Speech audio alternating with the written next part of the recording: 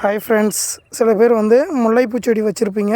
அது இந்த சம்மர் சீசனில் பார்த்தீங்கன்னா நல்லாவே பூ வராது. இதுக்கு என்ன பிரச்சனை பார்த்தீங்க அப்படின்னா, இந்த சம்மர்லேயே த்ரிப்ஸ் அதிகமாக இருக்கும், புழுவும் கொஞ்சம் அதிகமாக இருக்கும்.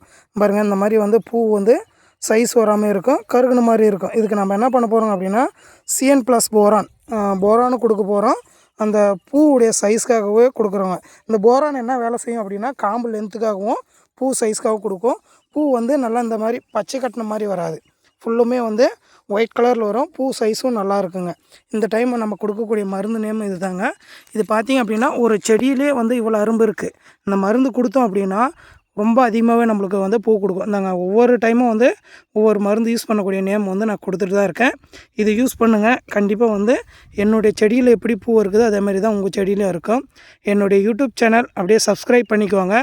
ஒவ்வொரு டைமும் நான் முல்லைப்பூ செடிக்கு அடிக்கக்கூடிய மருந்து ப்ளஸ் ரோஸுக்கு அடிக்கக்கூடிய மருந்து நேம் நான் சொல்லிட்டு தான் இருக்கேன். அது உங்களுக்கு யூஸ்ஃபுல்லாக இருக்குங்க. Okay friends, thank you.